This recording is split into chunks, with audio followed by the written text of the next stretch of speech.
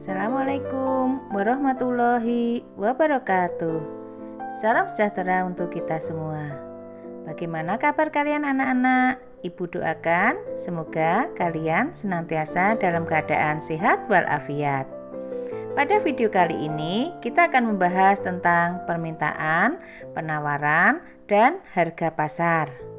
Tapi sebelumnya, jangan lupa klik subscribe dan tombol loncengnya ya, supaya kalian senantiasa mendapatkan notifikasi dari video-video terbaru saya. Baik anak-anak, kita akan mulai pembahasan tentang permintaan. Permintaan adalah keseluruhan jumlah barang atau jasa yang bersedia diminta atau dibeli pada berbagai tingkat harga, waktu, dan tempat tertentu. Nah, bagaimana bunyi hukum permintaan? Hukum permintaan merupakan perbandingan terbalik antara harga dan jumlah barang. Jika harga naik, maka jumlah barang yang diminta akan berkurang dan sebaliknya. Jika harga turun, maka jumlah barang yang diminta akan bertambah.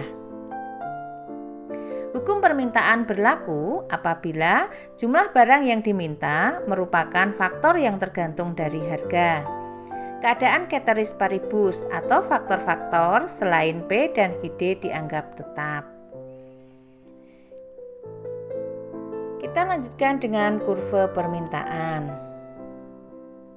Kurva permintaan adalah suatu kurva yang menggambarkan sifat hubungan antara harga suatu barang dan jumlah barang tersebut yang diminta oleh para pembeli. Coba anak-anak perhatikan kurva berikut ini. Ketika harga 5.00, maka barang yang diminta 100. Namun ketika harga naik 5.50, maka barang yang diminta berkurang menjadi 90. Ciri-ciri kurva permintaan. 1. Bergerak ke bawah dari kiri ke kanan. 2. Berhubungan negatif antara harga dengan jumlah barang yang diminta. Nah, faktor-faktor apa yang mempengaruhi permintaan anak-anak? Yang pertama adalah harga barang itu sendiri. Misalnya telur. Ketika telur ini harganya tinggi, maka permintaan cenderung berkurang. Yang kedua, barang substitusi atau pengganti. Ketika harga barang substitusi itu lebih murah, maka cenderung orang memilih barang substitusi. Contohnya, anggur yang menjadi substitusi dari klengkeng. Ketika anggur ini harganya murah, maka orang akan cenderung memilih anggur. Yang ketiga, harga barang komplementer atau barang pelengkap. Contoh, ketika harga bensin tinggi, maka kecenderungan orang untuk membeli sepeda motor juga menurun. Yang keempat, pendapatan. Semakin tinggi pendapatan, maka permintaan akan semakin tinggi anak-anak. Yang kelima, selera konsumen. Semakin tinggi selera konsumen, maka permintaan akan semakin tinggi. Intensitas kebutuhan.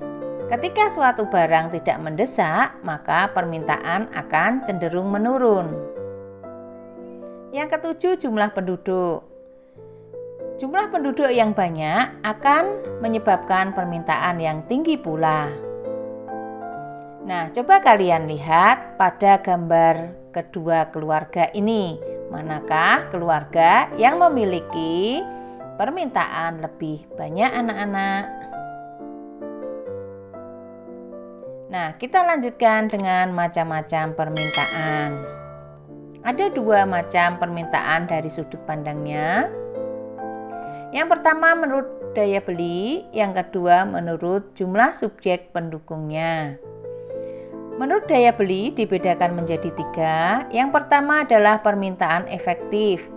yaitu permintaan akan barang dan jasa yang disertai dengan daya beli atau kemampuan membeli.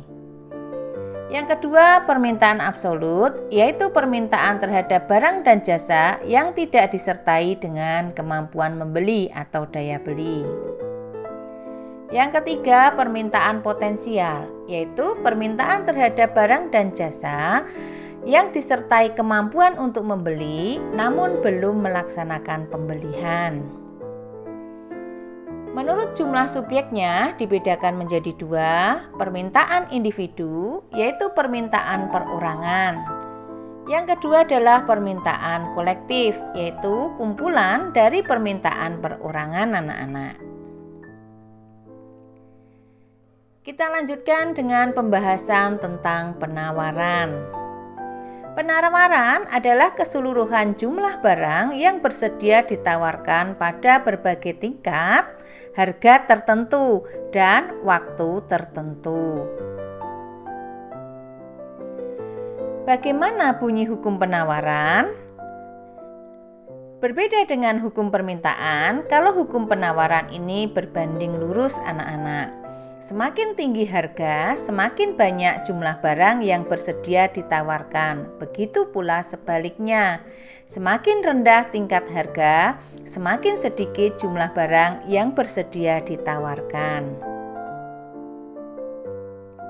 Kita lihat kurva penawaran anak-anak.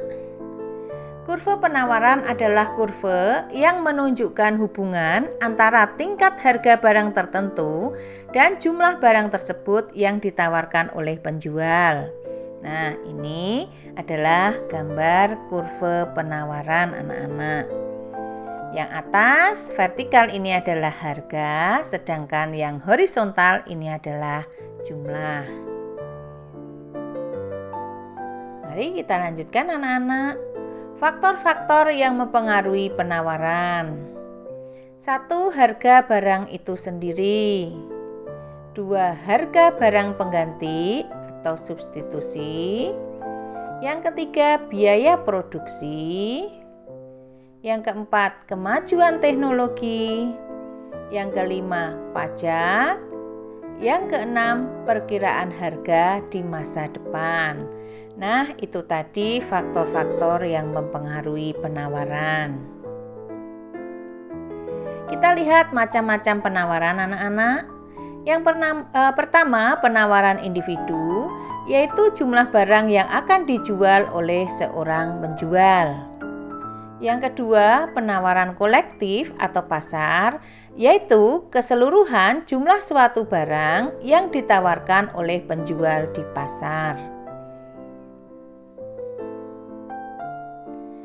Kita lanjutkan yang ketiga, harga dan harga pasar.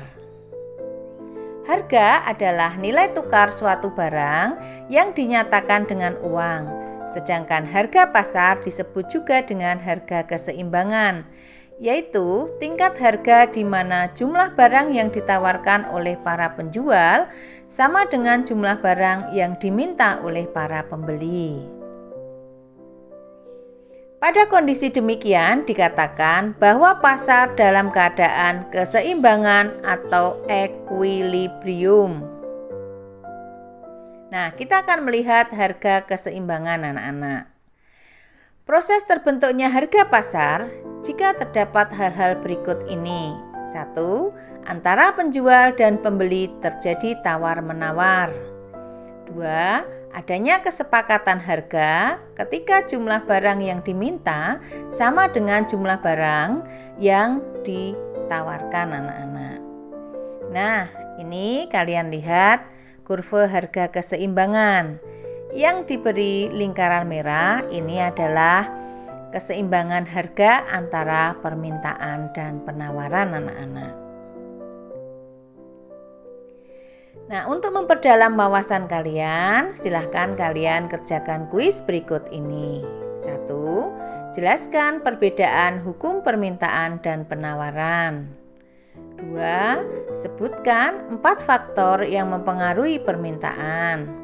3. Sebutkan 4 faktor yang mempengaruhi penawaran. 4. Apakah yang dimaksud dengan harga keseimbangan atau harga pasar? Yang kelima, buatlah kurva harga keseimbangan dengan menggunakan data pada tabel di bawah ini. Nah, ini tabelnya anak-anak. Harga mangga per kilo, kemudian jumlah barang yang diminta dan jumlah barang yang ditawarkan. Silahkan kalian buat kurva harga keseimbangannya. Video berikutnya kita akan membahas tentang pasar anak-anak. Temukan video lainnya di Titik Agung Family dengan alamat sebagaimana tertera dalam video ini. Terima kasih anak-anak dan sampai jumpa pada video berikutnya. Wassalamualaikum warahmatullahi wabarakatuh.